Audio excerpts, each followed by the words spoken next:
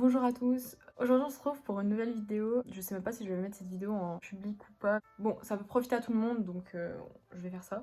Aujourd'hui je vais vous parler de Frères d'âme de David Diop qui est un roman sorti en 2018. Donc c'est une fiction et donc ça raconte l'histoire de deux tirailleurs sénégalais pendant la Première Guerre mondiale. C'est raconté par Alpha, donc c'est pas son frère, c'est son meilleur ami. Ces deux personnes étaient tellement proches que à la mort de Mademba, Alpha bascule, il bascule du côté obscur on va dire.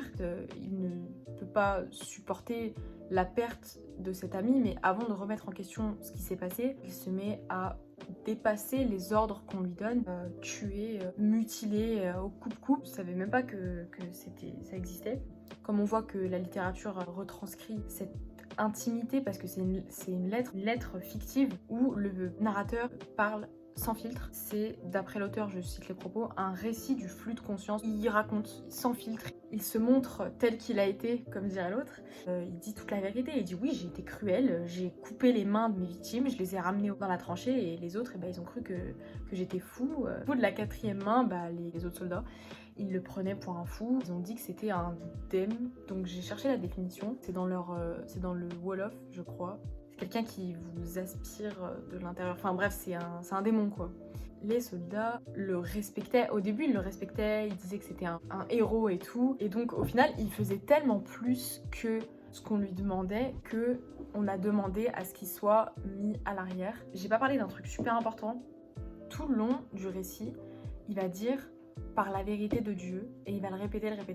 J'ai fait un parallèle, alors c'est pas du tout la même guerre, hein. Je fais une comparaison, je sais même pas si je peux faire ça, mais ça m'a fait penser à Là où tout se tait de Jean Asfeld, que je n'ai pas lu par ailleurs, mais j'ai écouté une émission super intéressante. Donc Jean Asfeld, l'auteur, disait que ces personnes-là avaient perdu leur humanité par la perte de la foi en Dieu.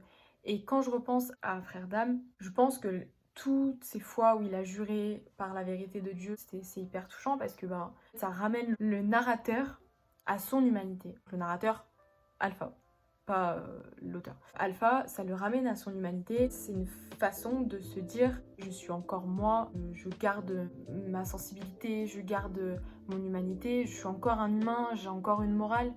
Parce que je crois encore en Dieu. C'est dans le cadre donc de la bibliographie Histoire et violence. La violence dans l'histoire, comment elle est retranscrite dans ce roman par le flux de conscience.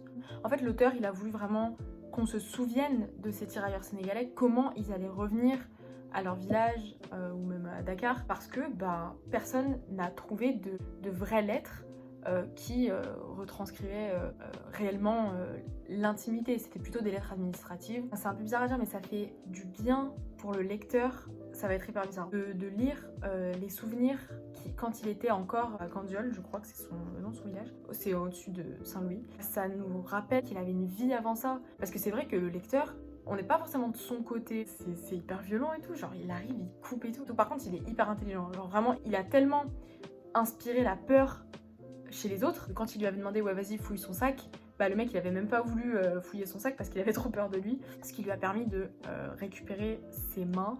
Je crois qu'il y en avait 7, donc c'est un peu cru. Je le conseille parce qu'en fait ça donne un autre regard sur la Première Guerre mondiale, parce que nous on connaît tous, comme dans les films 1917 et tout, les récits de soldats français. En fait, on connaît pas, moi je savais pas les récits de soldats des anciennes colonies, je les connaissais pas, mais de toute façon il y en a tellement peu. Le Frère d'âme c'est un des seuls. Il est fictif, mais l'auteur s'est inspiré de vraies lettres qu'il avait trouvées, même si elles sont assez pauvres en intimité, et c'est ça qu'il a voulu retranscrire à travers la littérature, et il a réussi. C'est une lecture qui m'a vraiment bouleversée. À travers la lecture de Mon Traître, de Sor Chalandon et de Saison de Machette, je me suis rendu compte que j'aimais pas du tout la littérature de guerre. Mais cette lecture-là, elle m'a prise jusqu'au bout parce que déjà c'est court et que c'est accessible. C'est vrai que c'est trash, mais c'est pas non plus... c'est pas impossible à lire quoi. Voilà, donc je le conseille malgré tout. Merci beaucoup d'avoir regardé cette vidéo. J'espère que la prochaine fois je parlerai de livres un peu moins dramatiques, mais c'est important aussi de retranscrire l'histoire, hein. Ça fait partie de la littérature, c'est comme ça.